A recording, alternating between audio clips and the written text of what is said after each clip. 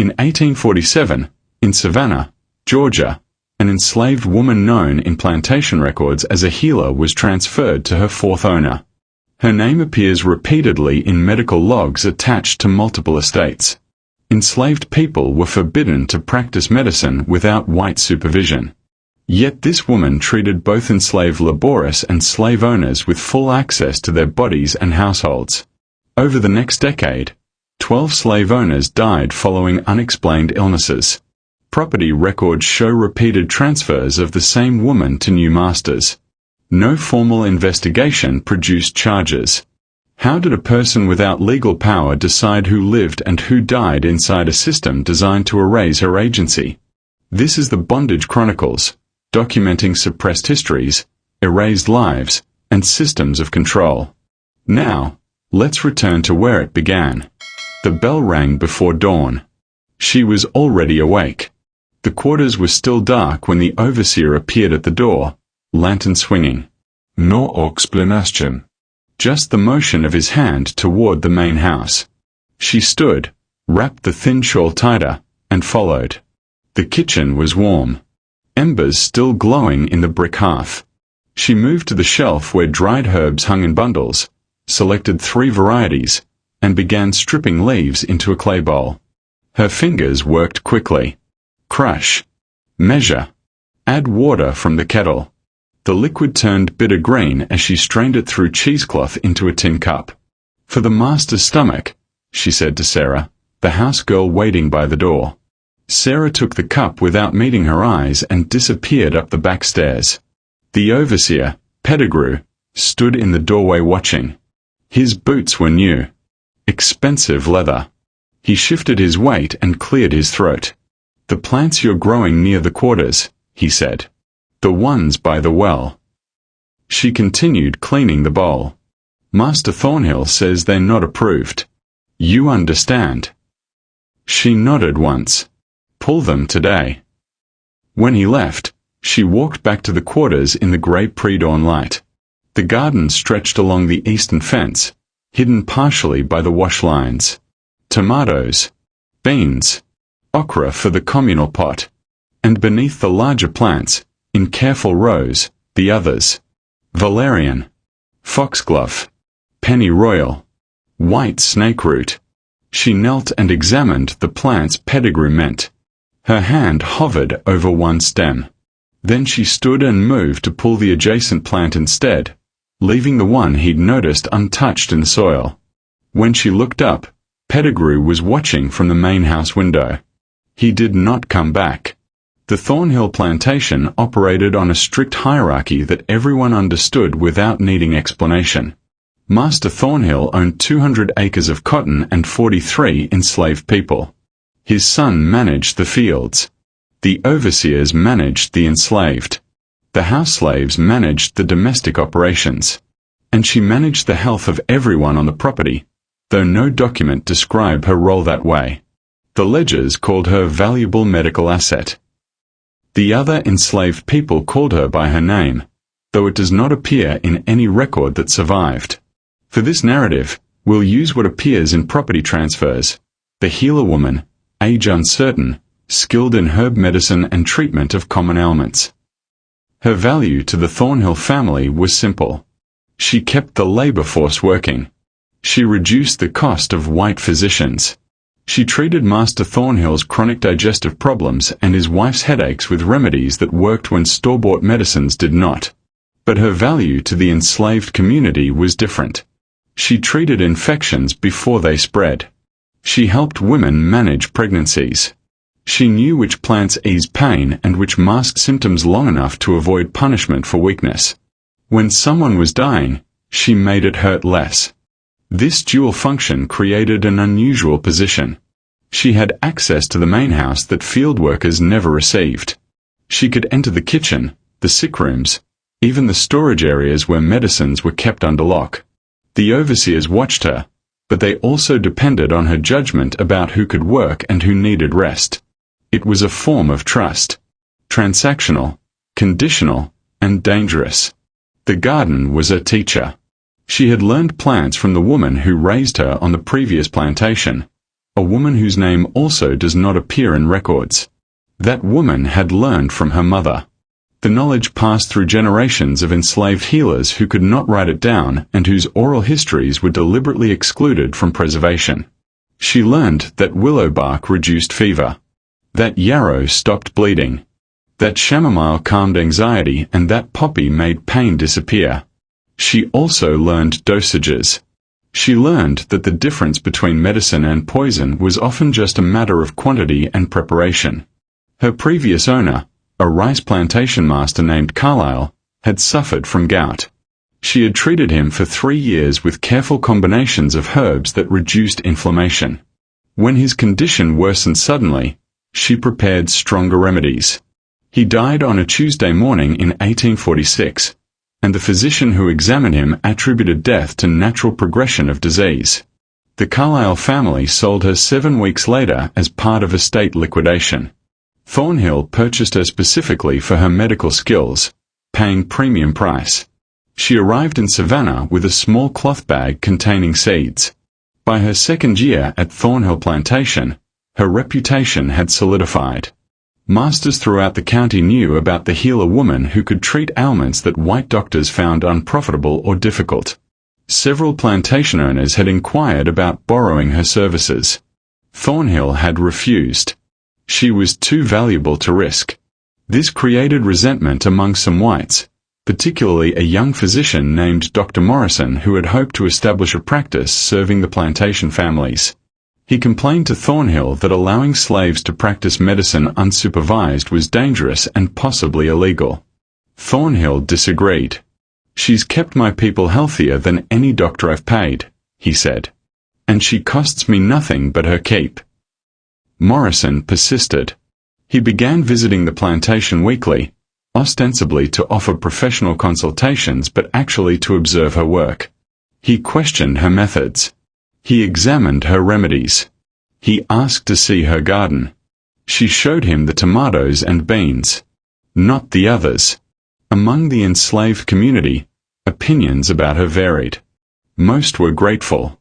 She had saved children from fever, treated infected wounds, helped women through difficult births. But some were uncomfortable with her access to the master's world. They saw her enter the main house freely, while they were forbidden even to look directly at white faces without permission. They watched her speak quietly with overseers while others were whipped for talking back. One woman, Ruth, who worked in the fields, confronted her one evening near the well. "You spend more time healing them than us," Ruth said. "I heal whoever I'm told to heal. You got choices we don't got." "No," she replied. "I got one choice. Do what keeps us all alive." Ruth stared at her for a long moment, then walked away. But the conversation stayed in her mind. Because Ruth was partially right. She did have choices that others lacked.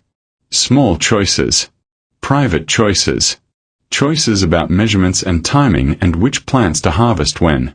She thought about those choices when she prepared Master Thornhill's evening medicine. In August of 1848, Master Thornhill's brother visited from Charleston. His name was James Thornhill, and he owned a smaller plantation focused on indigo. He arrived complaining of chest pains and shortness of breath. The local physician, Dr. Morrison, examined him and prescribed rest and bloodletting.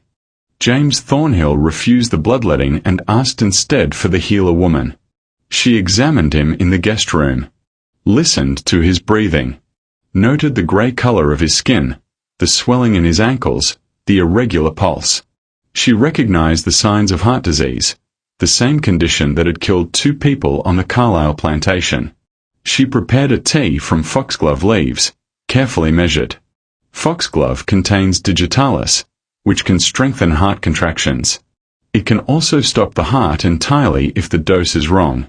She brought the tea to his room 3 times daily for 5 days. On the 6th day, James Thornhill died in his sleep.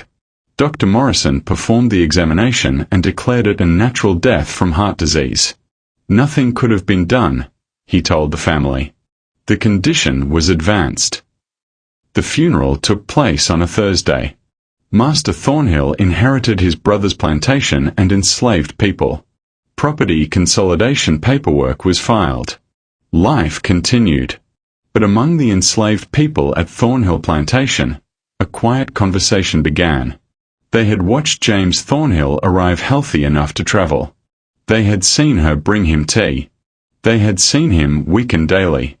And they had seen him die. One man, an older field worker named Samuel, approached her at the well 2 weeks after the funeral. "You knew," he said quietly. She looked at him. "You knew that tea would kill him." She said nothing. "I ain't asking why," Samuel continued. "I'm asking if you know what you're doing." "Yes," she said. "I know exactly what I'm doing." Samuel nodded slowly. "Good. Just wanted to be sure." He walked away, and the conversation was never repeated. But after that day, certain enslaved people began watching her differently. Not with suspicion. With something closer to recognition. The plantation ledgers for 1848 show James Thornhill's death recorded as natural causes, heart disease, age 52. The same ledgers show the healer woman's status updated to essential medical personnel, not to be sold or transferred without express owner permission. No explanation appears for this status change. No investigation was conducted. 3 months later, when Master Thornhill himself fell ill with severe stomach pains that had plagued him for years, she was summoned to prepare his remedies with complete autonomy. She crushed the leaves carefully, measured the proportions, strained the liquid, and for the first time in her recorded history, she smiled while working. Master Thornhill's illness worsened through the winter of 1848. The stomach pains that had been manageable became constant. He lost weight. His skin yellowed. Dr. Morrison visited weekly, prescribing various tonics and purgatives that provided no relief. The healer woman prepared her remedies with increased frequency. 3 times daily, she brought bitter teas and poultices. The household staff watched her movements with careful attention. Sarah, the housegirl, began asking questions about the ingredients. "What's that one?" she whispered, pointing to a dried root. "Bloodroot. For inflammation." "And that?" "White snake root. For pain." Sarah nodded but said nothing more. But her eyes tracked every measurement, every preparation. She was learning without asking permission, the same way the healer herself had learned years before. In February, Master Thornhill died. Dr. Morrison listed the cause as intestinal obstruction, possibly cancerous growth. The physician noted that the patient had received consistent care from the plantation healer, but that such remedies were insufficient for serious disease. The funeral was elaborate. Neighbors came from surrounding counties. Business associates traveled from Savannah. The widow, Mrs. Thornhill, received condolences in the parlor while enslaved people worked in efficient silence throughout the house. The healer woman was not present at the service. She was in the garden, planting seeds.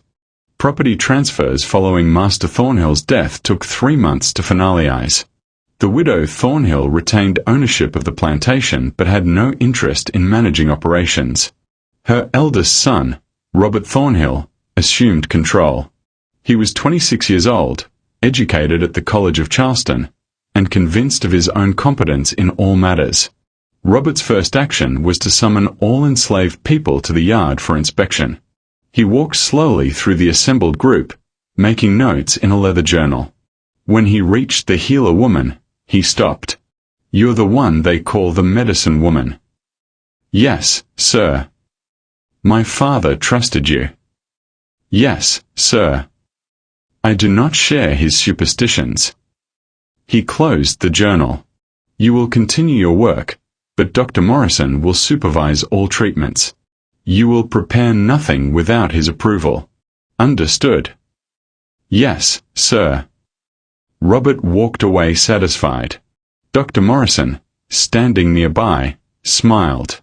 The new system lasted 2 weeks. Dr. Morrison arrived daily to review the healer's remedies. He questioned her ingredients, demanded explanations for her methods, and frequently ordered her to alter preparations according to his medical training. She complied without argument, mixing medicines exactly as instructed. The enslaved people began getting sicker. Minor infections spread. Fevers lasted longer. A child nearly died from a cough that should have been easily treatable. The field workers' productivity dropped. Robert Thornhill noticed the change in his ledgers. Reduced output meant reduced profit. After consulting with his overseer, Pettigrew, he summoned Dr. Morrison to his office. The conversation was brief. Dr. Morrison left the plantation and did not return for regular visits. The healer woman resumed her work without supervision. No explanation was entered into the plantation records. But Robert Thornhill made a notation in his private journal: economic necessity overrides medical preference. The woman produces results. Morrison does not. With Morrison gone, the healer expanded her garden. She added new plants acquired from enslaved people on neighboring plantations who visited during permitted Sunday interactions. Lobelia, Jimson weed, oleander. She planted them in careful rows, disguised among vegetables and flowers. Other enslaved people helped without being asked. They brought water. They weeded. They created excuses for why someone needed to be near the garden when overseers passed. Ruth, the field worker who had once confronted her, began bringing her small items. A better knife for cutting stems. A clay pot for mixing. Cloth for straining. They never discussed why. Ruth would leave the items near the well and walk away. One evening, Ruth stayed. "My daughter's sick," she said. "Fever. Won't eat." The healer woman examined the child in the quarters. High temperature, swollen throat, lethargy, possibly scarlet fever, possibly diphtheria. Both dangerous. She prepared a mixture of elderberry, echinacea, and honey. Instructed Ruth on dosing. Told her to keep the child cool and hydrated. "Will she live?" Ruth asked. "If you do exactly what I tell you." Ruth nodded. She hesitated at the door. "The master's brother," she said quietly. "James. Last year." The healer woman looked up. "That wasn't mercy, was it?" "No." "Good." Ruth left with the medicine. The child recovered in 5 days. By the summer of 1849, the healer woman's reputation extended beyond Thornhill Plantation. Enslaved people from other estates would send quiet messages through the informal networks that connected plantations. A child was sick. A woman needed help with a pregnancy. Someone was dying and needed the pain eased. Sometimes she could help directly. More often, she sent instructions through messengers. Use this plant. This dosage. This preparation method. The knowledge spread through oral transmission, woman to woman, house to quarters, plantation to plantation. White owners noticed. Some approved, seeing it as proof of enslaved people's capacity for practical learning under proper guidance. Others disapproved, considering it dangerous for slaves to have independent medical knowledge. Robert Thornhill received 2 offers to purchase the healer woman outright. Both offers were substantial. He declined both. "She's worth more keeping," he told Pettigrew. "The field workers stay healthier. I save money on physician fees. And her presence keeps the others manageable. They know if they get sick, someone will help them. Makes them work harder." Pettigrew agreed. But he also increased surveillance of the garden. The first real challenge came from a neighboring plantation owner named Garrett. His wife had fallen ill with consumption, and the local physicians had given her months to live. Garrett had heard about the healer woman's success with difficult cases and asked Robert Thornhill for permission to borrow her services. Robert agreed, for a fee. The healer woman was transported to the Garrett plantation in September. Mrs. Garrett was bedridden, coughing blood, barely conscious. The healer examined her and knew immediately that nothing could save her. The consumption was too advanced. But she prepared remedies anyway. Teas to ease the coughing. Tinctures to help Mrs. Garrett sleep. Poultices to reduce the fever. She made the dying woman comfortable, which was the only mercy available. Mrs. Garrett died 3 weeks later. Garrett blamed the healer woman. He demanded Robert Thornhill punish her for failure. Robert refused, pointing out that his own physicians had already declared the case hopeless. The healer had eased suffering, nothing more. But Garrett was not satisfied. He began spreading rumors that the healer woman was dangerous, that she practiced African witchcraft, that she might be deliberately harming white people under the guise of treatment. The rumors reached Dr. Morrison, who saw an opportunity to reclaim his position. He wrote letters to other plantation owners, warning them about the risks of allowing enslaved people to practice medicine without white supervision. He offered his services as an alternative. Several owners agreed. They forbade their enslaved people from consulting with the healer woman or sharing medical knowledge across plantations. The informal network began to fragment. Inside Thornhill Plantation, tension grew. The overseers, responding to outside pressure, began random inspections of the quarters. They searched for unauthorized items, focusing particularly on the healer space. They found dried plants, clay pots, straining cloths, all legitimate medical supplies. But Pettigrew was not satisfied. He began watching her more carefully, noting when she prepared remedies, for whom, and with what ingredients. He started a log, recording dates and treatments. The healer woman knew she was being documented. She adjusted her work accordingly. She prepared common remedies in full view. She treated minor ailments with standard herbs. She saved the more potent plants for nighttime, when oversight was minimal. And she began keeping her own records. She could not write in the way literate people write, but she had developed a system of marks and symbols that indicated plants, dosages, effects, and recipients. She scratched these marks into the bottom of a wooden board taken from the old smokehouse, then hid the board beneath her sleeping pallet. The marks recorded everything. Who received which treatment, how they responded, how long they lived, and at the bottom of the board, in marks only she could read, the names of every master who had died under her care. Midpoint reset. In November 1849, a routine plantation inventory was conducted for insurance purposes. The assessor went through every building, every tool, every enslaved person. Values were assigned based on age, skill, and health. When the final documentation was prepared, a copy was filed with the county recorder's office. The healer woman was listed as medically essential property, exempt from standard sale or transfer, value assessed at premium rate due to specialized irreplaceable skills. The document included a notation, owner liability protection. Medical decisions made by said property are considered owner-authorized treatment, exempt from malpractice claims. No one explained why this notation appeared. No legal precedent required it. No insurance company had requested it. But it meant something crucial. Anything she did in her medical capacity was legally considered an extension of Robert Thornhill's authority. If someone died under her care, the responsibility fell on her owner, not on her. She could not be prosecuted. She could not be held legally accountable. She was protected by the same system that enslaved her.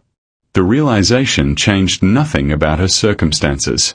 She was still property. She still followed orders. She still lived in the quarters and worked without compensation. But it changed her calculations. After the inventory documentation was filed, her work became more precise. She took fewer risks with treatments that might be questioned. She documented more carefully. And when Robert Thornhill developed a persistent cough that winter, she treated it with remedies she knew would help. He recovered fully in 2 weeks. She had chosen to save him. Not because she cared about his life, but because his death at that moment would have brought scrutiny she could not afford. The system protected her only as long as she remained valuable. Her value depended on success, not failure. So she kept the masters alive when it served her purposes. and she considered carefully when it did not. In December, a new overseer was hired. His name was Coleman, transferred from a plantation in Mississippi with a reputation for brutal efficiency. He arrived with his own ideas about managing enslaved labor and his own suspicions about the healer woman's influence. Coleman's first action was to restrict the garden. He ordered half the plants destroyed, claiming they were unnecessary and took time away from productive work. When the healer woman tried to explain which plants were medicinal, he struck her across the face and told her to be silent. She lowered her eyes and stepped back. That night, she prepared a remedy for Coleman's horse, which had developed a limp. She treated the animal carefully, using a poultice that reduced inflammation and promoted healing. The horse recovered. Coleman was impressed. He began asking her to treat other animals on the plantation. She complied, always successfully. Horses, cattle, pigs, all recovered under her care. Coleman decided she was useful after all. He stopped restricting the garden and instead assigned 2 field workers to help her maintain it. The healer woman thanked him politely. And later, in the darkness of the quarters, she smiled again. She had learned something important. Proving your value to cruel men was the best way to gain freedom of movement. And freedom of movement meant access to tools and plants and opportunities that others lacked. Part 2 ended with a choice she made on a cold January evening in 1850. Robert Thornhill had requested a sleeping tonic for his insomnia. His wife had requested a remedy for her headaches. Both requests were routine. The healer woman prepared both medicines simultaneously in the kitchen, working by candlelight. Same base ingredients. Different proportions. For Mrs. Thornhill, she prepared exactly what would help: valerian root, chamomile, lavender. A gentle mixture that would ease tension and promote sleep. For Robert Thornhill, she prepared something different. The base was the same, but she added foxglove. Just a small amount. Not enough to kill. Enough to cause irregular heartbeat, anxiety, worsened insomnia. She knew exactly what it would do. She knew he would return to her for stronger remedies. She knew the cycle she was creating. She handed both cups to Sarah for delivery. Sarah looked at the cups, then at the healer woman. "Which one is which?" Sarah asked quietly. The healer woman pointed to each cup, identifying them clearly. Sarah nodded. Then she asked, "Why?" "Because I can," the healer woman replied. Sarah carried the cups upstairs. The next morning, Robert Thornhill complained his sleeping tonic had made him feel worse. The healer woman apologized and offered to adjust the mixture. Perhaps a stronger dose would help? He agreed. She prepared the next cup with twice the foxglove. Part 3. Major escalation. Robert Thornhill's insomnia worsened through February. He slept 2 hours, then 3, then not at all some nights. His hands trembled during breakfast. His heart raced without exertion. He became irritable, snapping at overseers and house staff over minor issues. Dr. Morrison was summoned. He examined Robert, found nothing obviously wrong, and prescribed laudanum for the nerves. Robert took it for 3 days, then complained it made him feel worse. He demanded the healer woman prepare something better. She prepared weaker remedies now, mostly harmless. Chamomile and honey. Warm milk with nutmeg. Things that would not help but would not harm. She explained to Robert that his body needed time to recover from overstimulation. Rest and mild tonics were the proper treatment. He believed her because he had no choice. The laudanum had failed. Morrison's other suggestions had failed. She was the only option that had ever provided relief, even if that relief was inconsistent now. What Robert did not know was that she had created the problem she was now failing to solve. The foxglove had sensitized his heart. The anxiety it produced made sleep impossible. And now she was managing his decline with the same careful attention she had once used to maintain his health. She could have stopped. Could have let his body recover naturally over months. Could have returned to genuinely helpful remedies. She chose not to. The pattern became visible to those who were watching.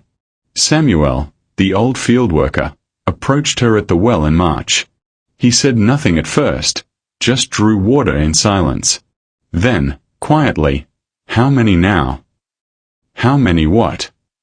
"Masters who died after you treated them." She considered lying. Instead she said, 5. Over 12 years. "And this one?" Samuel nodded toward the main house. "Not yet. But soon. When it serves a purpose." Samuel absorbed this. What purpose does killing him serve? His brother inherits. Might be worse. His brother is in Charleston. Has his own plantation. Doesn't want this one. If Robert dies, the property gets sold or divided. Might go to someone who doesn't know me. Might go to someone who does. That's a gamble. Everything is a gamble. She pulled the bucket up.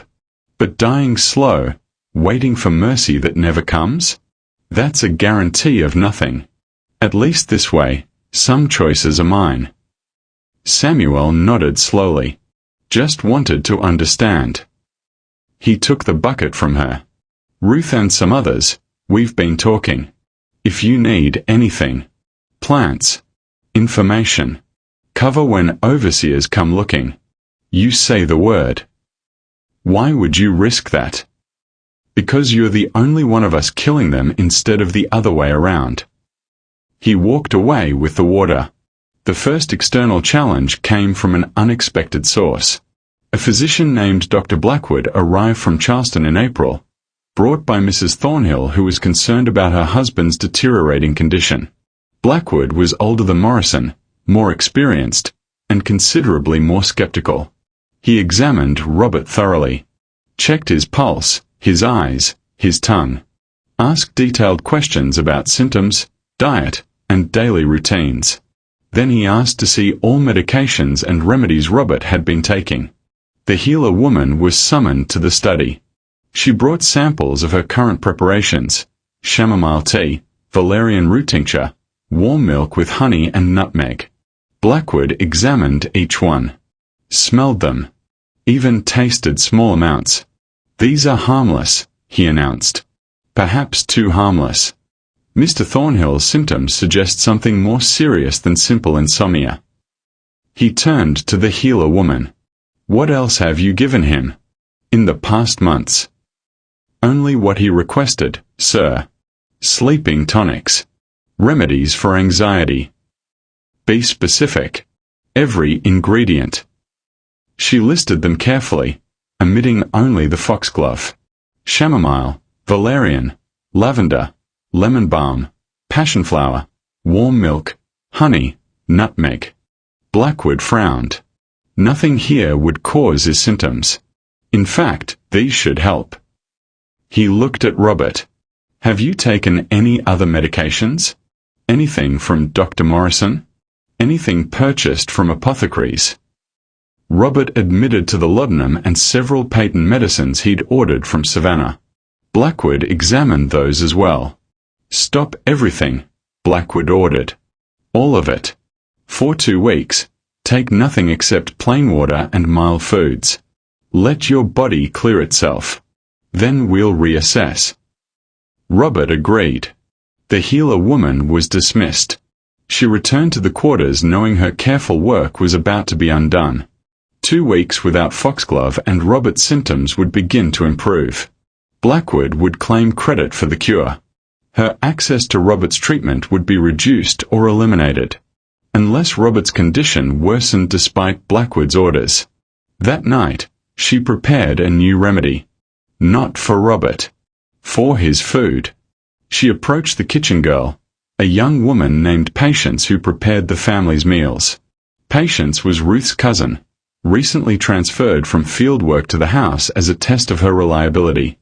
"Master Thornhill's stomach is sensitive," the healer woman said.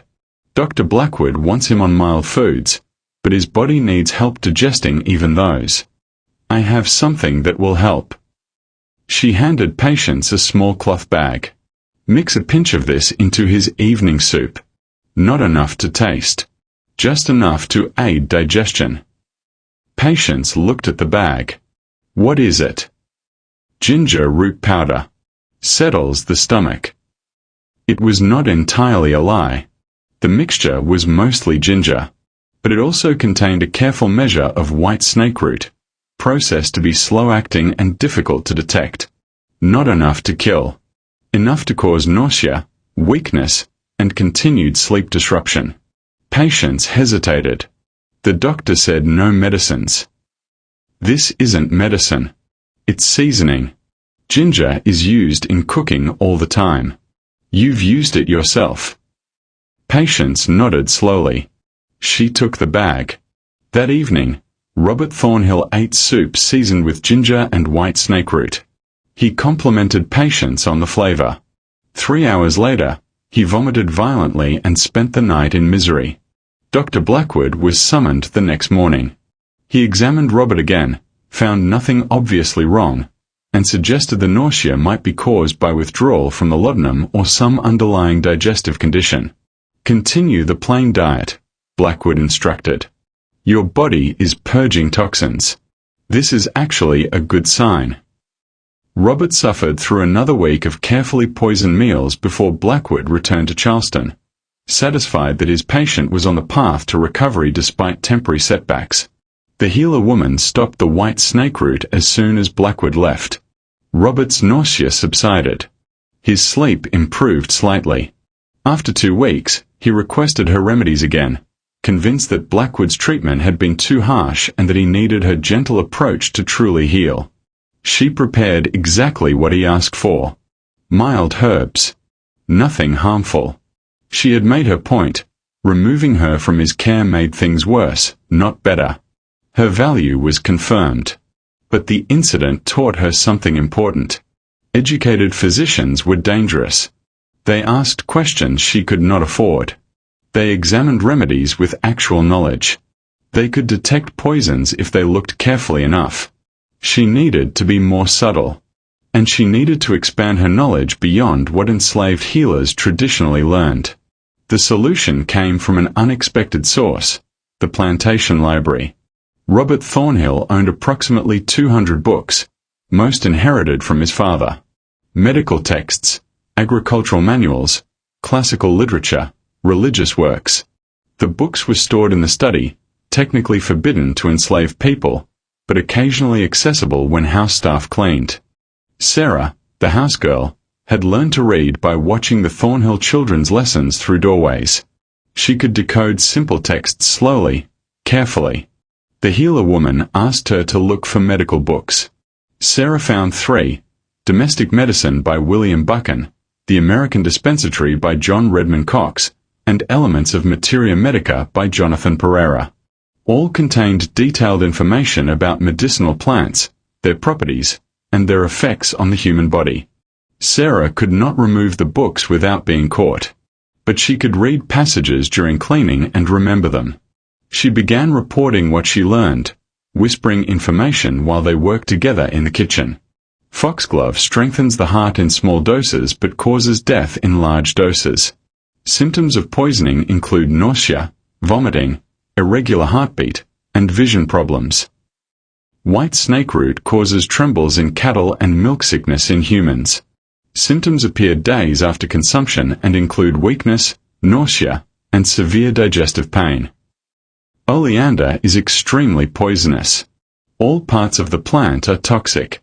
Even honey made from oleander flowers can kill. The healer woman listened carefully. She already knew most of this from experience and oral tradition, but having it confirmed by white medical authorities was valuable. It meant her knowledge was not superstition or folk practice. It was chemistry, biology, science that worked the same way whether you learned it from books or from watching people die. She began documenting more carefully. The marks on her hidden board became more detailed, tracking not just who received what treatment, but specific dosages, timing, and observable effects. She was building a reference system that would help her predict outcomes with greater accuracy. She was becoming expert at something no enslaved person was supposed to master: the controlled application of death. In June, a crisis emerged that tested everything she had learned. A measles outbreak struck the plantation. It began with the children in the quarters, then spread to adults. Within 2 weeks, 15 people were sick. 2 children died despite her best efforts. The survivors were weak, barely able to work. Robert Thornhill was furious. Sick workers meant reduced productivity. Reduced productivity meant reduced profit. He summoned the healer woman to his study. "This is unacceptable," he said. "You're supposed to keep them healthy. That's your entire purpose." "Measles spreads quickly, sir. I'm doing everything possible." "Do more. I don't care what it takes. Get them back to work." She lowered her eyes. "Yes, sir." But measles is a virus. There was no cure, only supportive care. She could ease symptoms, prevent secondary infections, keep people hydrated. But she could not stop the disease from running its course. What she could do was protect certain people while letting others remain vulnerable. She prioritized the strongest workers, the ones whose labor Robert valued most. She gave them extra attention, better remedies, more frequent monitoring. She let the weaker ones, the elderly and the very young, receive minimal care. It was brutal calculation. But it was also survival. If she failed to protect Robert's economic interests, she would be punished or sold. If she succeeded, her value increased. 3 more people died. But the outbreak was contained within a month, and the most productive workers recovered fully. Robert was satisfied. He increased her food rations as reward. She accepted without comment. Among the enslaved community, the response was mixed. Some understood what she had done and why. Resources were limited. Hard choices were necessary. She had saved who she could. Others saw betrayal. She had let people die who might have survived with better care. She had chosen Robert's interests over her own community. Ruth confronted her again, this time with anger. "My aunt died. She could have lived if you'd given her what you gave the field hands." "I gave her what I had. There wasn't enough for everyone." "There was enough for him." Ruth pointed toward the main house. "You treated his cough last month with better medicine than you gave my aunt. His cough would have become pneumonia. Your aunt was 70 years old with a weak heart. The measles was going to kill her regardless." "You don't know that." "Yes," the healer woman said quietly. "I do know that. I know exactly who lives and who dies based on what I give them and when. That's the only power I have in this place. And I use it to keep enough of us alive that we can keep each other going. If I let everyone die equally, we all lose." Ruth stared at her. "That's not power. That's playing their game. Their game is the only game that exists. We don't get to choose the rules. We only get to choose how we play within them." Ruth walked away without responding. The conversation marked a permanent shift in their relationship. They would never be allies again, though they would continue to coexist in the same space, doing the same work, bound by the same system. The measles outbreak had one unexpected consequence. It brought attention from neighboring plantations. Several owners heard that Thornhill's healer had contained the outbreak with minimal loss of prime workers. They requested her services for their own estates. Robert, seeing an opportunity for profit, began renting her out. For $10 a visit, she would travel to another plantation, assess the sick, and provide treatment recommendations. She could not stay long enough to see results, but she could teach local healers what to do. This expanded her influence dramatically. She met healers from a dozen different plantations. She shared knowledge, learned new techniques, and built a network of women who communicated through the informal channels that connected enslaved communities. But it also expanded her danger. More visibility meant more scrutiny. More people watching what she did, questioning her methods, noticing patterns. One healer, an older woman named Abigail from a plantation in Beaufort, took her aside during a visit. "You're doing more than healing," Abigail said. "I can see it in how you measure. How you choose what to share and what to keep quiet." The healer woman said nothing. "I'm not judging," Abigail continued. "I've done it too. Not often. Not like you seem to be doing. But sometimes a master needed to die, and I made sure that happened. It's justice when the law won't provide it." "Did you get caught?" "No. Because I did it once every few years. Spaced out. Different methods. Never a pattern." Abigail looked at her seriously. "You're building a pattern. 5 deaths in 12 years, all masters you treated regularly. Someone smart enough will notice. No one who matters is looking." "Not yet. But you're getting famous. Famous is dangerous for people like us doing what you're doing." The warning stayed with the healer woman. She knew Abigail was right. The more successful she became as a healer, the more visible she became as a potential threat. She would need to be more careful, more selective, more patient. In August, the opportunity she had been building toward finally emerged. Robert Thornhill decided to expand his operations by purchasing the neighboring plantation, which had fallen into debt after its owner died. The property included land, buildings, equipment, and 32 enslaved people. The acquisition would make Thornhill one of the largest plantation owners in the region. But it required significant capital. Robert took out loans, using his current property as collateral. He was gambling that increased production would generate enough profit to cover the debt. The healer woman understood what this meant. If Robert died now, the debt would transfer to his estate. His brother in Charleston would inherit not a profitable plantation but a financial burden. He might sell everything to pay creditors. If Robert died after the expansion proved profitable, his brother would inherit wealth worth keeping. The timing mattered. She needed Robert alive for at least another year.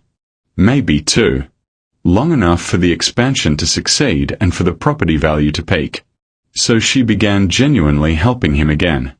Better remedies. More careful attention. When his insomnia returned, she treated it with actual sleeping aids. When his stomach troubled him, she provided real digestive support. Robert's health improved noticeably. He attributed it to finally finding the right healer after years of incompetent physicians. His dependence on her deepened. And she waited. Patient. Calculating. Knowing that the power to save is also the power to kill, and that both required perfect timing. The irreversible action came in November, almost by accident. Coleman, the brutal overseer, had been drinking. He entered the quarters late at night, looking for a woman he had been harassing for weeks. He found her in her cabin and attacked her. She screamed. Other enslaved people woke but did not intervene. Intervening against an overseer meant death. The healer woman heard the screaming. She made a decision in seconds. She walked to Coleman's cabin, where his horse was stabled. The animal had developed another limp, and Coleman had asked her to treat it the next morning. She had already prepared the poultice. She altered it. Added oleander extract. Not much. Just enough. The next morning, Coleman's horse died suddenly. Massive heart failure. Coleman was devastated. The horse had been expensive, well-trained, valuable. He blamed the healer woman immediately. Summoned her to explain what had happened. She told him the truth. She had prepared a poultice for the limp using the same remedy that had worked before. Perhaps the horse had an underlying condition. Perhaps it had eaten something poisonous in the field. Coleman struck her. Demanded Robert Thornhill punish her for incompetence. Robert investigated. He examined the dead horse, consulted with others who knew about veterinary medicine, and concluded that the death was likely from natural causes. Horses sometimes died suddenly. It happened. He told Coleman the healer woman would not be punished because she had successfully treated dozens of animals before this single failure. One death did not negate a proven track record. Coleman was forced to accept this decision. But he watched her differently after that day. With suspicion. With fear. And the woman he had attacked was never bothered by him again. She had killed a horse to protect a woman she barely knew. The action had been instinctive, unplanned, and dangerous. It proved she was willing to take immediate risks when she deemed them necessary, not just calculated long-term actions. It also proved that her power was not limited to humans. Anything living could be helped or harmed with the right knowledge. She looked at the marks tracking years of deaths, treatments, and choices. 5 masters dead. 1 horse dead. Dozens of enslaved people saved.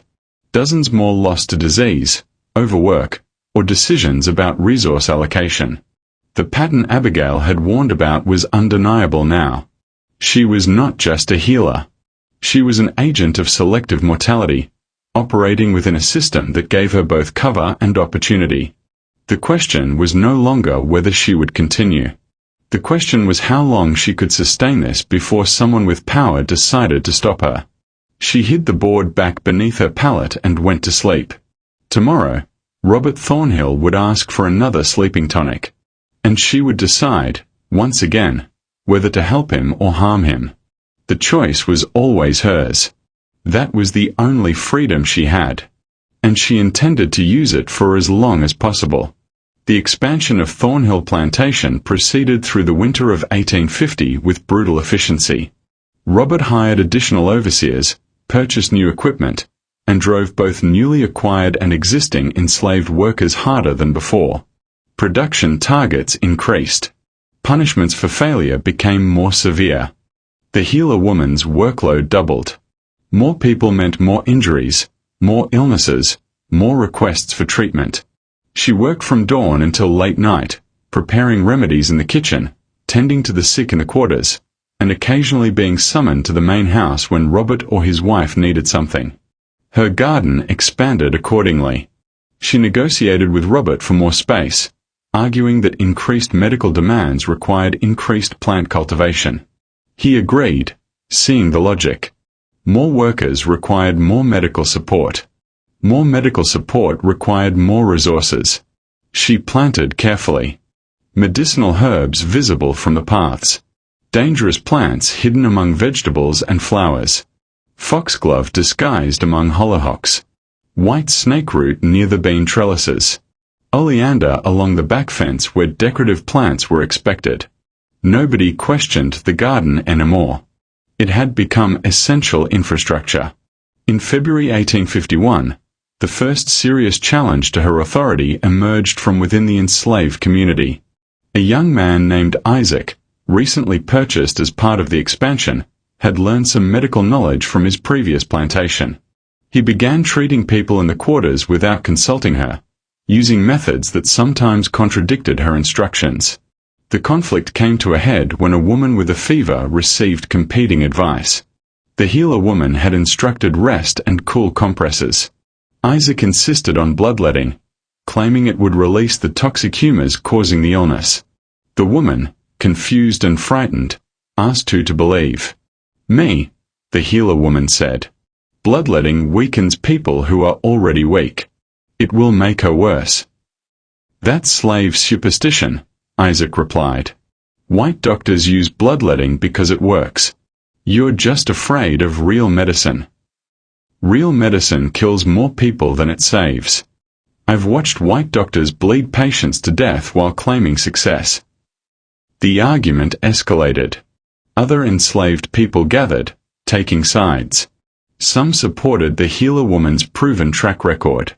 Others were swayed by Isaac's invocation of white medical authority. Samuel finally intervened. Enough. We'll ask the woman which treatment she wants. The sick woman chose the healer woman's approach. Isaac left angrily, muttering about ignorance and backward thinking. But the damage was done. The community's unity around medical knowledge had fractured. Some now questioned whether the healer woman's methods were truly superior or just traditional. Isaac's challenge exposed something the healer woman had not fully considered. Her authority depended on consensus. If enough people doubted her, her power dissolved. She needed to re-establish dominance. Not through argument, but through demonstration. The opportunity came 2 weeks later when Isaac himself fell ill. High fever, severe headache, sensitivity to light. Possibly meningitis. Possibly typhoid. Both dangerous. Isaac refused her treatment. He prepared his own remedies based on what he had learned: bloodletting, purgatives, and bed rest. She did not interfere. She watched. For 3 days, Isaac weakened. The fever climbed. He became delirious, unable to stand without assistance. His supporters began to worry. On the 4th day, they approached the healer woman. "He's dying," one said. "Will you help him?" She considered. Isaac had challenged her authority, had undermined her position, had potentially endangered others by spreading unreliable medical information. She could let him die. The community would learn that rejecting her guidance had fatal consequences. Her authority would be absolute. Or she could save him. Prove that her methods worked even when his failed. Demonstrate superiority through success rather than through punishment. She chose to save him. She prepared a treatment combining fever reduction, hydration, and a mild sedative to let his body rest. Within 2 days, Isaac's fever broke. Within a week, he was recovered enough to return to light work. He never challenged her again. And the community learned a different lesson than she had initially considered. Her power was not based on vengeance. It was based on competence. The expansion's success brought unwanted attention from regional medical authorities. In March, a visiting physician named Dr. Harrison arrived to assess health conditions on the larger plantations. He was conducting a study on disease patterns among enslaved populations, ostensibly for scientific purposes but actually to determine whether current medical practices were economically optimal. Harrison spent 3 days at Thornhill Plantation, interviewing overseers, examining enslaved workers, and reviewing mortality records. He was particularly interested in the healer woman. "You have an unusually low mortality rate," he observed, reviewing Robert's ledgers. "Over the past 2 years, you've lost only 8 enslaved people to illness. Comparable plantations lose 15 to 20. Robert nodded proudly. "My healer is exceptionally skilled. May I interview her?" The healer woman was brought to the study. Harrison questioned her extensively about her methods, her training, her knowledge of specific diseases. He seemed genuinely interested, taking detailed notes. "Where did you learn to identify measles versus scarlet fever?" he asked. "From watching symptoms develop, sir. Measles has different rash patterns than scarlet fever." "And how do you treat each?" She described her approaches, carefully omitting any information about dangerous plants. She emphasized supportive care, hydration, rest, and basic herbal remedies that any physician would recognize as harmless. Harrison was impressed. "You have better diagnostic instincts than many trained doctors I know." He turned to Robert. "Have you considered allowing her to train others? You could establish a formal medical program for enslaved workers across multiple plantations. Improve overall health outcomes. Increase productivity regionally." Robert liked the idea. Regional leadership in medical innovation would enhance his reputation. "Would you support such a program?" "I would document it for medical journals. This could be significant research into the capacity of enslaved people for advanced learning." The healer woman remained silent, but internally she understood the danger. Formal documentation meant formal scrutiny. Medical journals meant wider visibility. Research meant people examining her methods closely enough to notice what she was actually doing. She needed this plan to fail without appearing to sabotage it. The solution came from Robert himself. The formal medical program would require investment, building a dedicated medical facility, purchasing equipment and supplies, compensating Harrison for oversight and documentation. Robert calculated the costs and realized the return on investment was unclear. Improved health outcomes were valuable, but the expense of formalization might exceed the benefits. He was already achieving low mortality rates with minimal investment. Why spend more? He declined Harrison's proposal politely, claiming he needed to focus resources on expanding production rather than medical infrastructure. Harrison left disappointed. The healer woman returned to work relieved. But Harrison's visit had revealed something important. Her success was becoming statistically visible. People who analyzed numbers could see patterns she had not intended to create. She had kept masters alive to avoid suspicion, but in doing so, she had created an anomaly.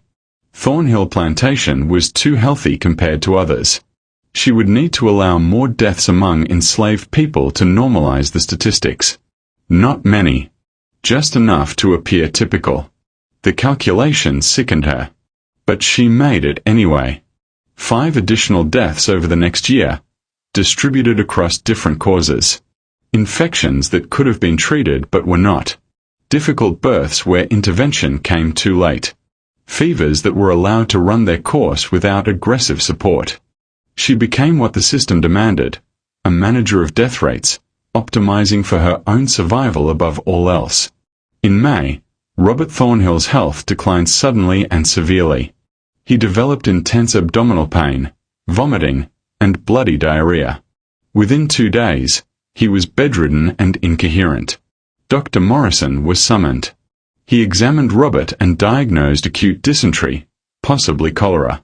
The treatment was aggressive: bloodletting, mercury compounds, and induced vomiting to purge the system. The healer woman was ordered to assist with nursing care but not to prepare any remedies without Morrison's approval.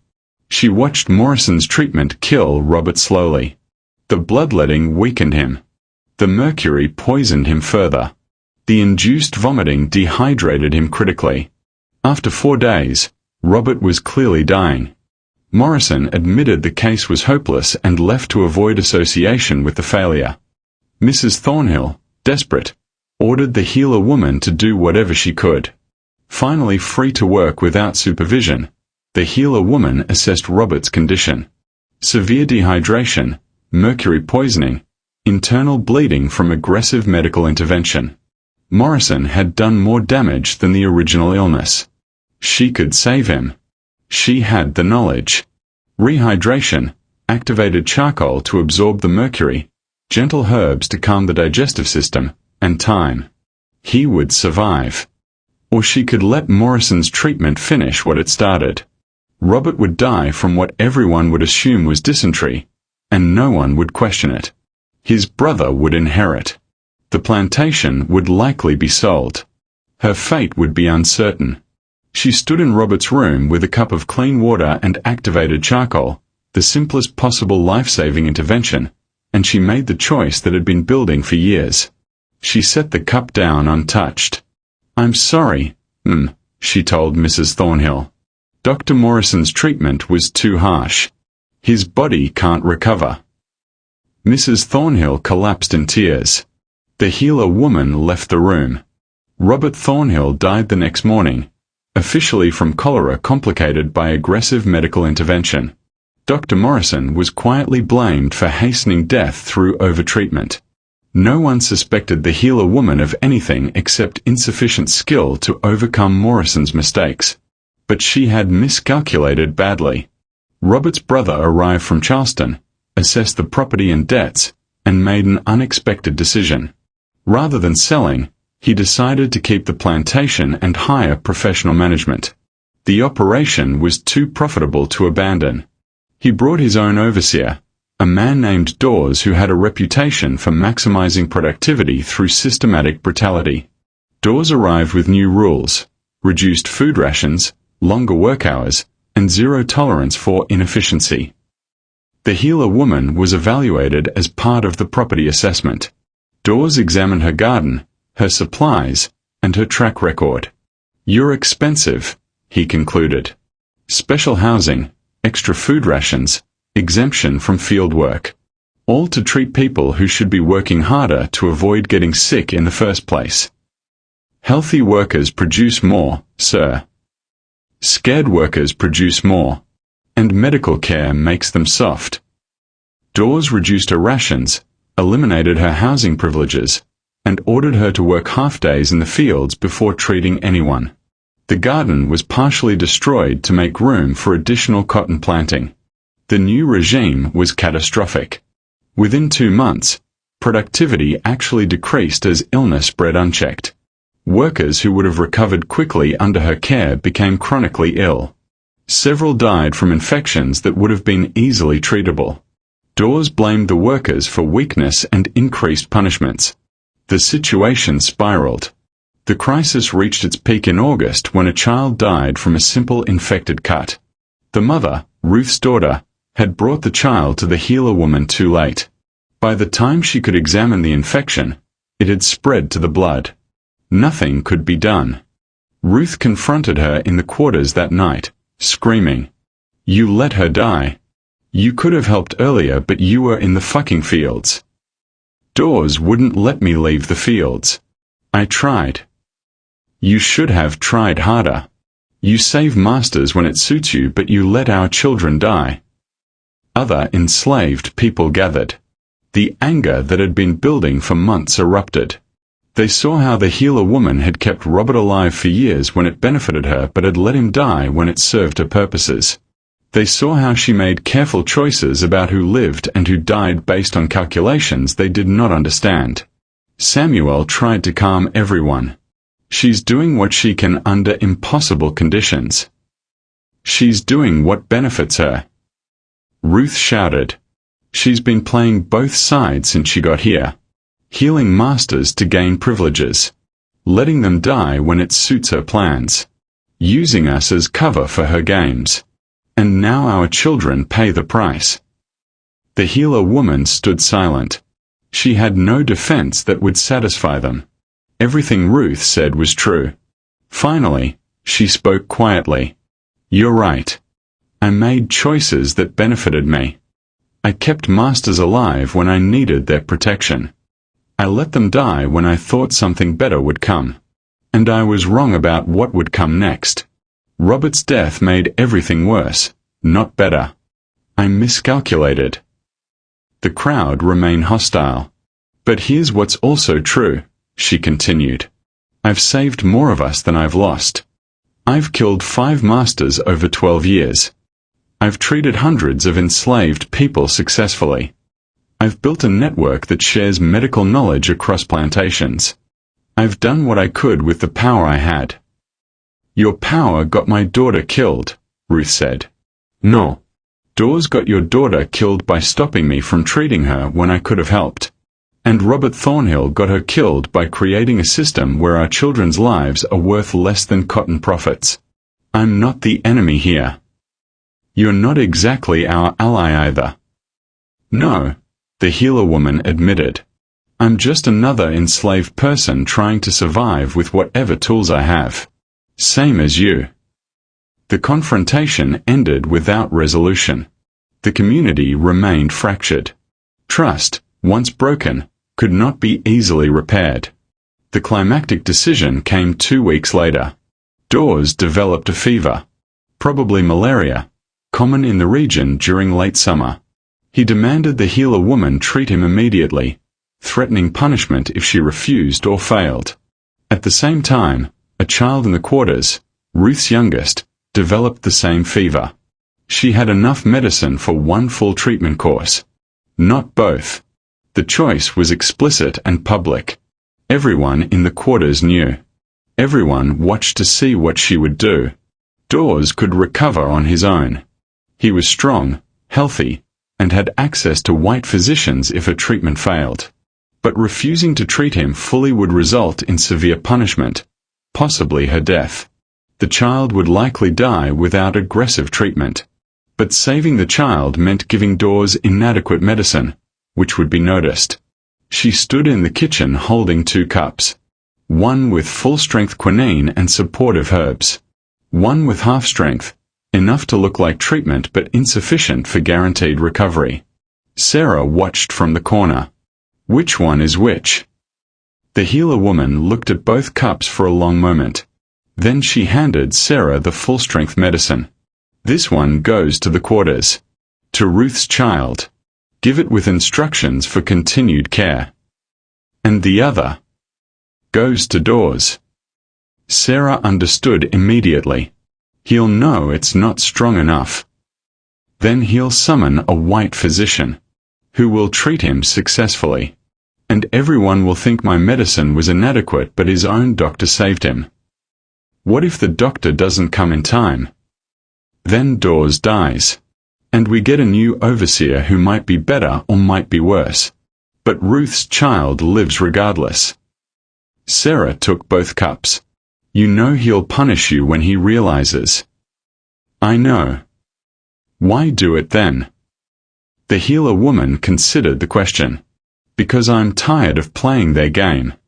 I've spent 12 years calculating which masters to save and which to kill based on what benefited me most.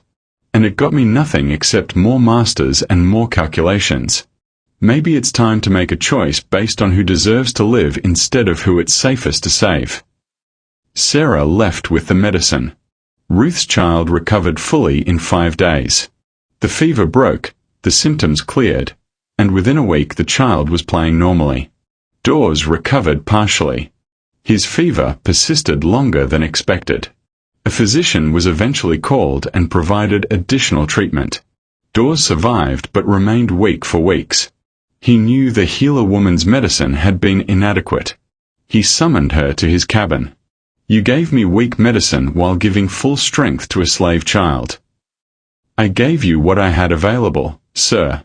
The child's illness was less severe and required less medicine. You're lying. No, sir. He struck her across the face. I should have you whipped to death.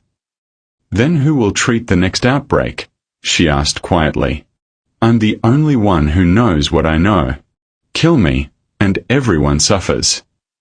Dawes stared at her, breathing hard. You think you're indispensable. I know I'm more valuable alive than dead. So do you. That's why you're threatening punishment instead of delivering it. The calculation was insane. Speaking to an overseer this way should result in immediate brutal consequences. But she had gambled that Dawes was a businessman first and a sadist second. He would choose economic value over personal satisfaction. The gamble paid off. Barely. Get out, Dawes said. And if you ever give me inadequate treatment again, indispensable or not, I'll make you regret it. She left without responding. The confrontation changed everything. The enslaved community had watched her choose their child over the overseer. Ruth, who had been her harshest critic, approached her the next day. Thank you, Ruth said simply. I should have made that choice years ago. Maybe. But you made it when it mattered most. Word spread quickly through the informal networks connecting plantations. The healer woman at Thornhill had openly defied the overseer to save a child. She had chosen her own people over her own safety. Her reputation transformed. She was no longer seen as a calculating survivor playing both sides. She was an agent of resistance who had finally chosen a side. The change made her more dangerous to white authorities and more valuable to enslaved communities. It also made her more vulnerable. She had protection only as long as she remained economically essential. One major failure, one outbreak she could not control, and Dawes would have the excuse he needed to destroy her. She had traded calculated safety for meaningful action. The consequences would define whatever time she had left. She marked Robert Thornhill's death. 6 masters over 13 years. She marked the child she had saved by endangering herself. She marked her confrontation with Dawes and her decision to stop calculating only for personal survival. Then she took the board outside and burned it in the cooking fire. The documentation had been protection when she thought she could control outcomes through careful planning. Now it was evidence. And evidence was dangerous when you stopped hiding what you were doing. She would continue her work without records. She would rely on memory, on oral tradition, on the same methods enslaved healers had used for generations. The marks were gone, but the knowledge remained. And tomorrow, she would wake up and make whatever choices seemed right, regardless of whether they were safe. The system still controlled everything. But within that system, she would exercise what power she had with less calculation and more conviction. It was not freedom, but it was closer than she had ever come before. The autumn of 1851 brought changes that no one had anticipated. Dawes's health never fully recovered from the malaria. He remained weak, irritable, prone to recurring fevers that left him bedridden for days at a time. His ability to manage the plantation deteriorated. Productivity continued to decline despite his attempts to compensate with harsher discipline. By October, Robert Thornhill's brother, who had retained ownership while living in Charleston, grew concerned about the financial reports. He visited the plantation, assessed the situation, and made a pragmatic decision. Dawes was dismissed. A new overseer, Miller, was hired with explicit instructions: restore productivity through whatever means proved effective, including medical care for the enslaved workers. Miller was not kind. He was not sympathetic. But he was competent and understood basic economics. Healthy workers produced more than sick ones. Medical care was an investment, not an indulgence. The healer woman's privileges were partially restored. Not to their previous extent, but enough to function. She received adequate food rations, time to tend the garden, and authority to treat people without requiring permission for every intervention. The plantation stabilized. Illness rates decreased. Productivity improved. Miller took credit for efficient management. The healer woman returned to the work she knew best, though she approached it differently now. The choice she had made, saving Ruth's child over Dawes, had consequences that rippled outward in unexpected ways. Word traveled through the network of enslaved healers she had built over the years. The story was told and retold, sometimes accurately, sometimes embellished. In some versions, she had openly poisoned the overseer. In others, she had performed miraculous healing under impossible conditions. The truth was less dramatic but more meaningful. She had made a choice based on conviction rather than calculation. Other healers began making similar choices. Small acts of resistance disguised as medical judgment. Giving better care to enslaved people than to masters when circumstances allowed. Slowing recovery times for cruel overseers through carefully inadequate treatment. Sharing knowledge more openly. Building collective capacity rather than individual power. The network became less centralized and more resilient. If one healer was punished or sold, others could continue the work. Medical knowledge became a form of distributed resistance that could not be eliminated by removing any single person. The healer woman had not intended to start a movement, but her public choice had created permission for others to act similarly. The impact was gradual and difficult to measure, but it was real. In November, she received an unexpected visitor.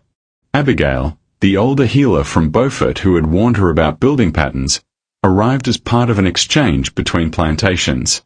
Her master had agreed to let her consult on a difficult case at Thornhill in exchange for future reciprocal access.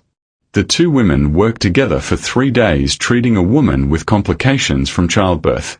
The case was challenging. Severe bleeding, signs of infection, extreme weakness. They combined their knowledge, tried multiple approaches, and eventually succeeded in stabilizing the patient. On the final evening, they sat together in the garden at dusk. "You stopped being careful," Abigail observed. "Yes. That's dangerous. Everything is dangerous. Being careful just makes you feel safer while you're still in danger." Abigail smiled slightly. "That's wisdom or rationalization. Hard to tell which. Maybe both." They sat in silence for a moment, then Abigail spoke again. "I heard about the overseer. About choosing the child. People talk. They do. And what they're saying is that you finally became what you always could have been. Not just someone who kills masters quietly, but someone who saves us openly. I always saved us. I saved hundreds of enslaved people over the years. Yes, but secretly, carefully, while maintaining the appearance of serving them. Abigail gestured toward the main house. Now you're not hiding it as much. That's different. That's dangerous in a new way. I know. Good. Abigail stood to leave. Just remember, being a symbol is useful until the moment it makes you a target. Don't let the story people tell about you become more important than staying alive. The warning was clear. The healer woman had become visible in ways that could not be easily reversed. Visibility brought influence but also vulnerability. The winter brought a new challenge that tested everything she had learned. In December, a ship arrived in Savannah carrying enslaved people from the Caribbean. Among them was a disease the local population had never encountered before: yellow fever. The infected were quarantined, but several had already been sold and distributed to plantations before symptoms appeared. One came to Thornhill. The first case appeared in the quarters 4 days before Christmas. High fever, severe headache, jaundice. The healer woman recognized the symptoms from descriptions she had heard but had never treated. Yellow fever was often fatal. No known cure existed. Treatment was supportive at best. She isolated the patient immediately, against Miller's objections. She ordered anyone who had close contact with the sick man to be monitored carefully. She prepared remedies to manage fever and pain, knowing they would not cure the underlying disease. The man died in 3 days. 2 others developed symptoms the next week. Panic spread through the quarters. Yellow fever was known by reputation. Entire cities had been devastated by outbreaks. If it spread unchecked through the plantation, dozens could die. The healer woman worked without rest for 2 weeks. She isolated the sick, treated symptoms aggressively, and enforced strict hygiene protocols. She burned contaminated bedding, boiled water for cleaning, and restricted movement between the quarters and the main house. Miller, terrified of losing his labor force and possibly his own life, gave her complete authority. She became, temporarily, the most powerful person on the plantation. Not through violence or legal status, but through knowledge and necessity. The outbreak was contained. 7 people died, but the disease did not spread beyond the initial cases. By January, it was over. Miller reported the incident to the owner in Charleston, crediting the healer woman with preventing a catastrophic loss. Her value was once again confirmed in the most tangible way. She had protected property worth thousands of dollars. But the outbreak had exposed something she could not ignore. During the crisis, she had made choices about who received the most aggressive care. She had prioritized the young and strong over the elderly and weak. She had given better treatment to people whose survival would most benefit the community. She had made the same brutal calculations she had condemned herself for making during the measles outbreak. Ruth noticed. They spoke in the garden one evening after the quarantine was lifted. "You did it again," Ruth said. "Chose who lives and who dies based on calculations." "Yes. I thought you were done with that. I thought saving my daughter meant you changed." "I did change. But some calculations are unavoidable. During an outbreak, you can't save everyone. You have to choose. I chose based on who I thought could survive and who could help others survive later." That's the same logic that gets us sold and separated and worked to death. We are valued based on what we produce. "No," the healer woman said firmly. "It's not the same. When they calculate our value, it's about profit. When I calculate, it's about survival. The logic looks similar, but the purpose is opposite." Ruth considered this. Maybe. Or maybe you've just convinced yourself that your calculations are better than theirs because you're the one making them. "Maybe," the healer woman admitted. "I don't know anymore. All I know is that 7 people died and 43 people lived.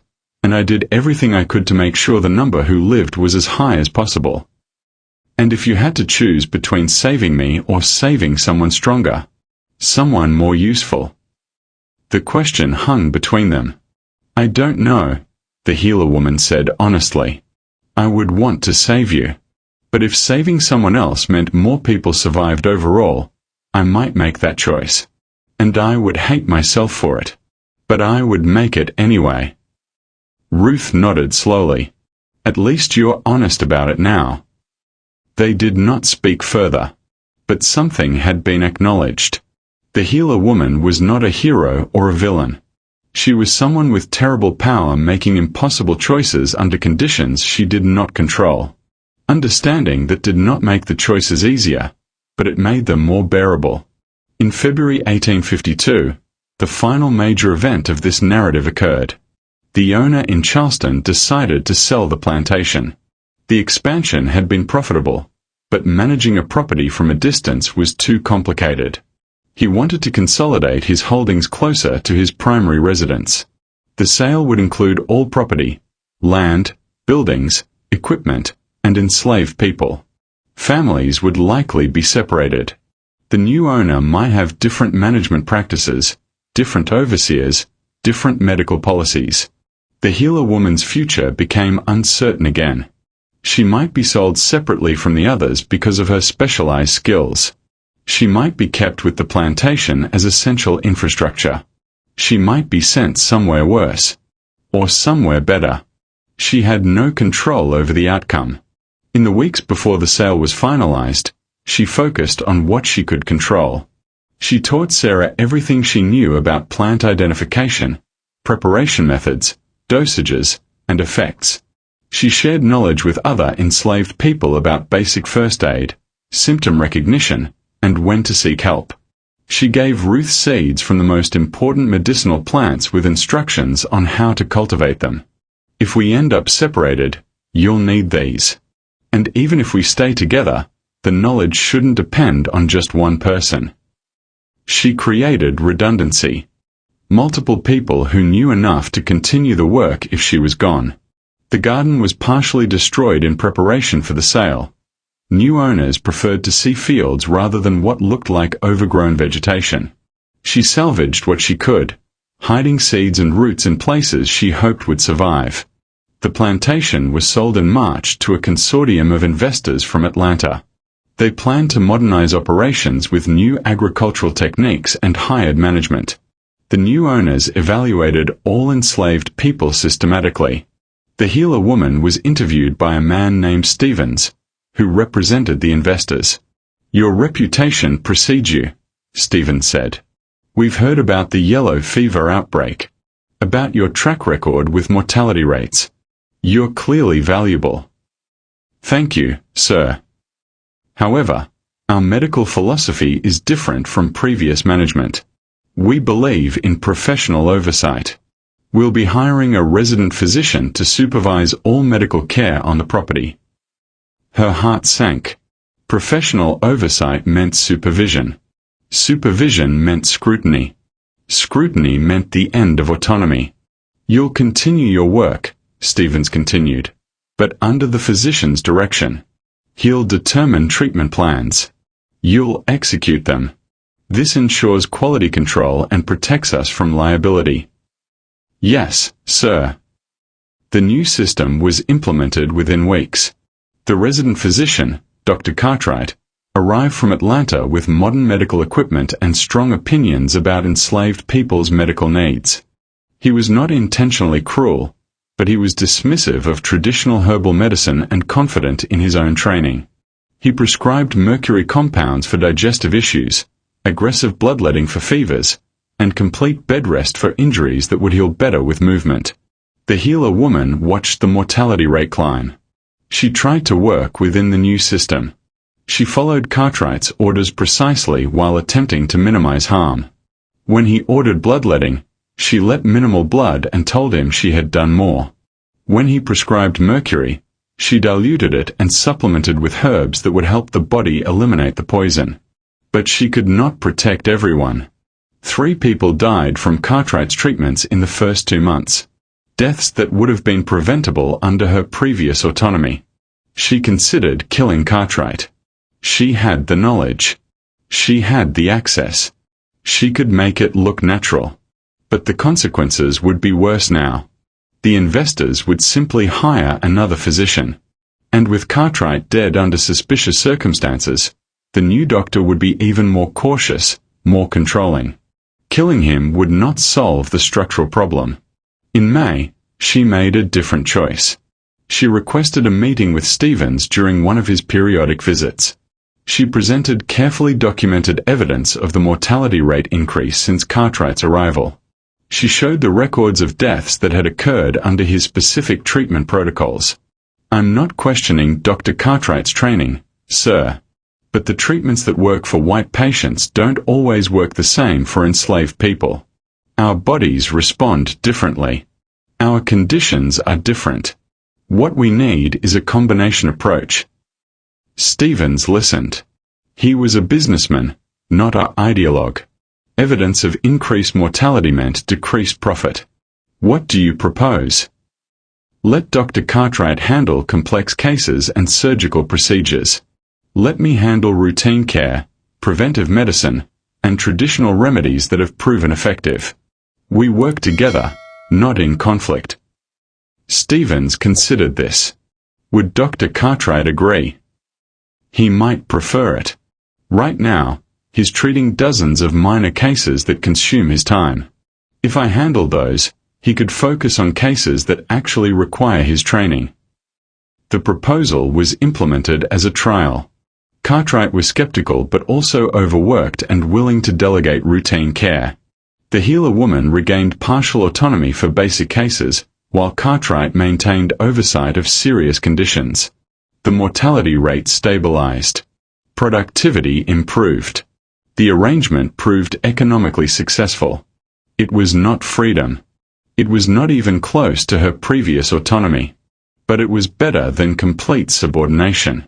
She had found a way to work within the new system while preserving some capacity for independent judgment. The final documented reference to the healer woman appears in plantation records from September 1852. The entry is brief. Medical expenses reduced by 40% compared to previous quarter due to effective combination of traditional and modern medical approaches. Enslaved healer woman continues to prove valuable asset. Recommend retention regardless of future property changes. After that, her name disappears from surviving records. There is no death certificate. No sale documentation. No indication of what happened to her.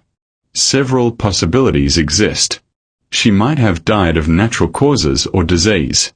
Mortality records for enslaved people were inconsistently maintained, especially for those considered elderly or infirm.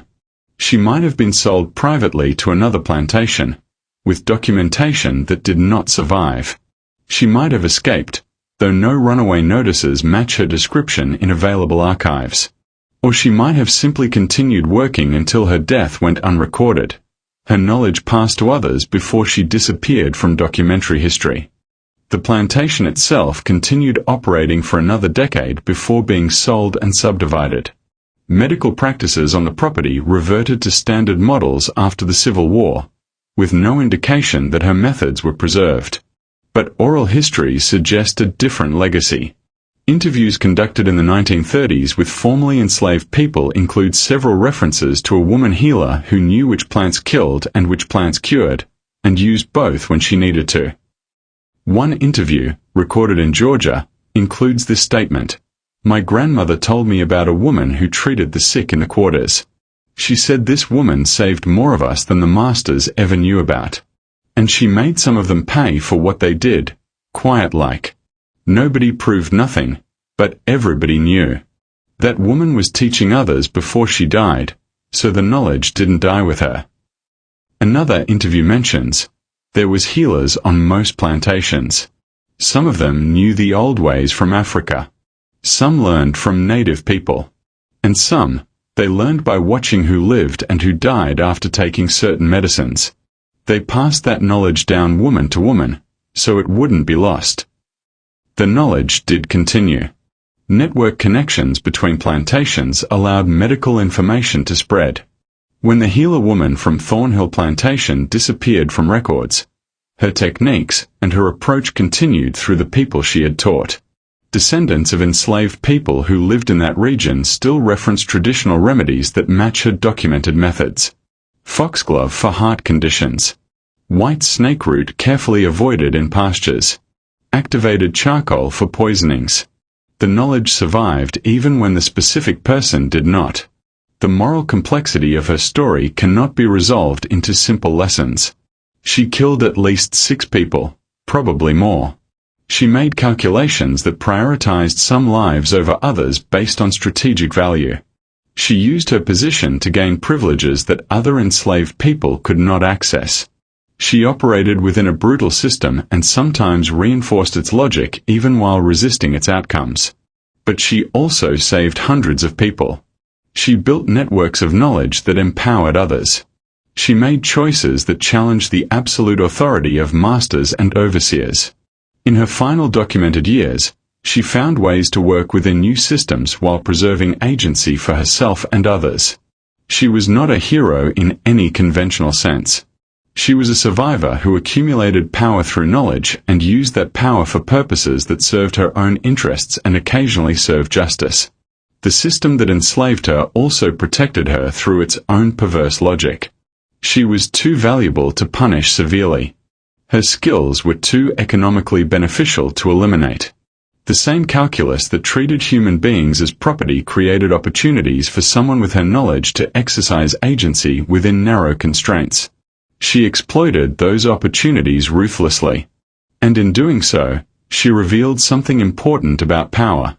It is not binary. Even in conditions of absolute legal powerlessness, knowledge creates leverage.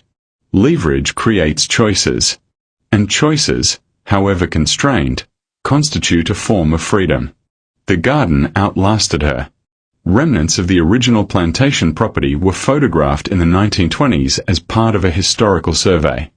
The images show an overgrown area near the former quarters where old plant varieties still grew. Foxglove. Valerian. Herbs that had been cultivated intentionally and had reseeded themselves across decades. No one maintained the garden after emancipation. The knowledge of which plants were medicinal and which were dangerous had largely been lost. But the plants themselves persisted, evidence of work that once mattered desperately and now existed only as botanical curiosities. In one photograph, barely visible in the background, there is a worn wooden board partially buried in soil near where the old smokehouse had stood. The board has markings on it, scratches or deliberate carvings, impossible to determine from the image quality. No one examined it closely enough to preserve whatever information it might have contained. By the time anyone thought to look for such artifacts with archaeological interest, the site had been cleared for development. The plants were removed. The old boards were burned or buried under construction. The physical evidence disappeared. Only the stories remained. This narrative ends where it must, with absence.